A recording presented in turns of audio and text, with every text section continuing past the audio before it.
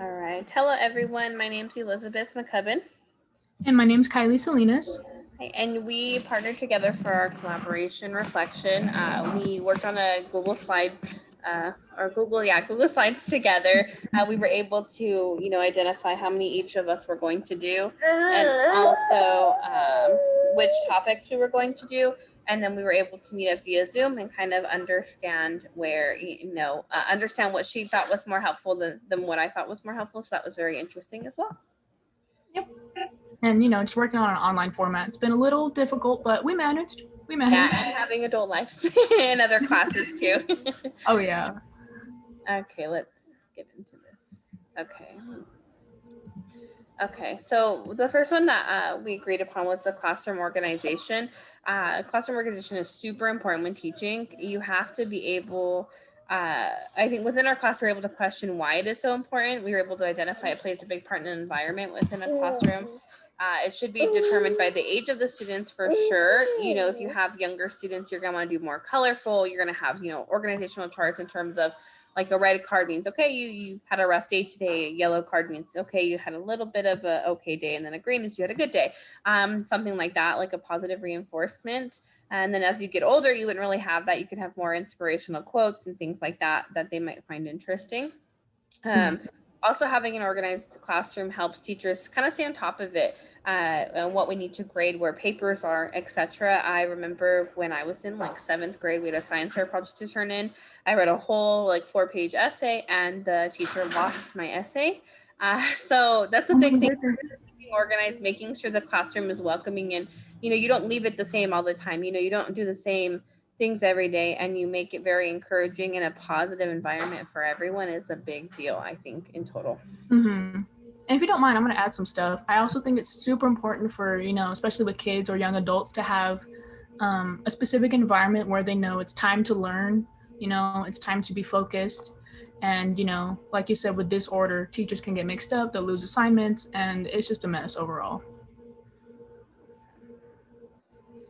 All right. So to continue on, I did mention the charts earlier. I do think that classroom organization really plays a big aspect to the behavior of the students. I picked this picture. I would definitely say this is a younger setting for a classroom, a younger group setting.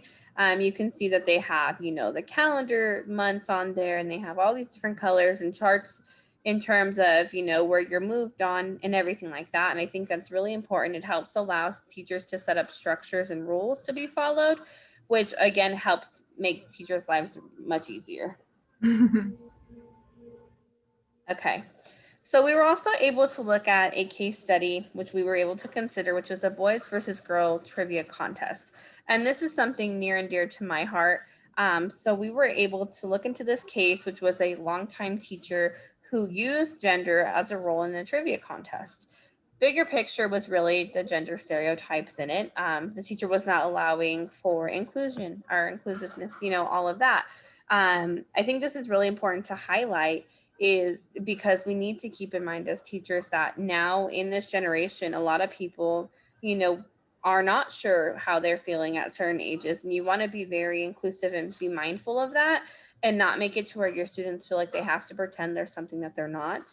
I think it can cause a lot of issues. It can lead to bullying, things like that. If you make it a very gender neutral environment, it leaves room for students to be more accepting of who they are, but also to allow students to accept others. We want Yeah. it to be welcoming and an inviting environment. It is definitely something that I think is important. Definitely. And the last thing we want is to create these, hostile environments for children, especially who are just trying to figure out who they are, what they're wanting to do. And the last thing we want them to feel is uncomfortable in the classroom, where they're supposed to be comfortable to learn and ask questions. So that was a really good case study. I'm really glad we went over it. Same here. I enjoyed it. Okay, go to my next one. Okay. Also, high impact teaching. I think this falls into both things that we really picked on already. Is you have to be encouraging and create an impact in your students, and that's what a high impact teacher does. They're organized. They have a supportive classroom. They use positive reinforcements like those charts where you can get prizes. If you have a good day. You support students' learning. You create long-term goals such as morals and attitudes that carry throughout the student's lifetime. That's one big thing that I love to see, is be able to show the impact that you have on a student. Is you teach them something and they use it in their everyday life, and your parents tell the parents say, hey, my students, my child's doing this now. It's super awesome. I think it's also important that you're able to teach the students to incorporate their interests into their learning as well. Mm-hmm. And with high impact teaching, I think the main difference between, the two types of teaching is that high impact teachers, they're going above and beyond. It's not just the baseline, here's your work, get it done. It's, well, why do you think we're doing this? It's just, it's always actively engaging their minds. And it's not just, here's work, do it, and now I'm going to go do my own thing. And then this was not the best picture. It's a little bit blurry as you put it bigger, so I'm sorry about that. But it was just a picture about some, impact strategies, high impact, educational experiences, and then the learning outcomes that you can have from that as well. Okay. All right, so another main module we went over was an introduction to co-teaching, and I think this was super interesting because I knew co-teaching was a thing, but I never knew there were so many strategies for it. So the main 6 strategies were 1 teach, 1 assist, 1 teach, 1 observe, station teaching, parallel teaching, team teaching, and alternative teaching. I think they all have different benefits for kids, but the main one that I was preferable to was parallel teaching. I really liked the idea of having 2 teachers in a classroom setting, because maybe students feel more comfortable with one than the other, or they have a question that one teacher can answer and another one can. And I just think overall it's a lot more beneficial for these students to learn in, an environment where they can have multiple people to, ask help for. Yeah. I think the added help is super important. I've had teachers do this in the past, and I think it helps. And, some students learn in different ways. So this can also help ensure that the students are taught in a way that they understand, because every teacher is different. So exactly. It's a really good tactic to have, especially if you have, you have another teacher that you're teaching the same grade level. Mm-hmm.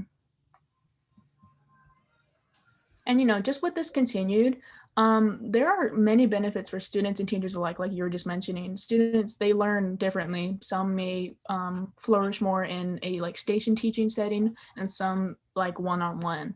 But it also allows teachers to have, a lot of more co-centric groups to work with in case a group of students is struggling with a certain concept, or they're just, falling behind. It's a lot easier to, catch it before it gets, too advanced.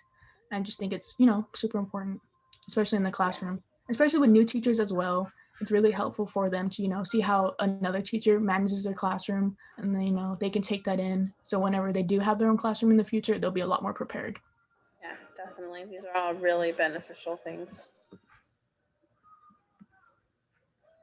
All right. Another thing I decided to add to this presentation was Dr. Ladson Billings' Educating Past Pandemics public talk. I think every educator or beginning in education should watch this because it was super informational, and it was talking about our current climate.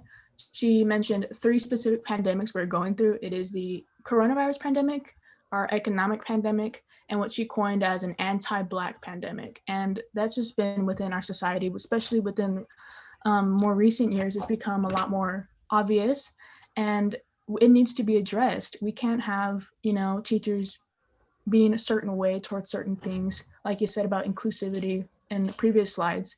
So I think it's really important that, people are aware of the situations and are mindful of what students and how students are affected by these things, especially right now with our triple pandemic we're all going through. So for this too, I think, it goes into the inclusive classroom, which again is something I'm a big advocate for.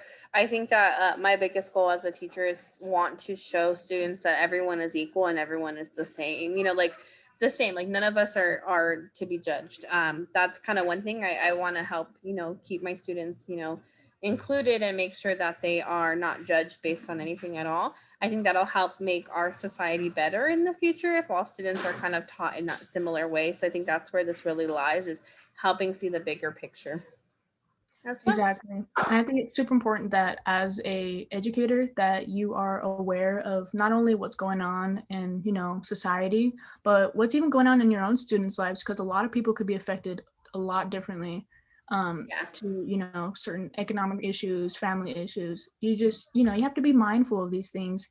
And since teachers, we are, essentially sending these kids off to, higher education and whatnot, we are, one of the biggest influences in their lives. And we need to be positive. We need to be reinforcing these equality ideas that, no one's better than anybody. We're all here to learn. We're all here to do the same thing, and no one's going to feel left out. That's the most important thing.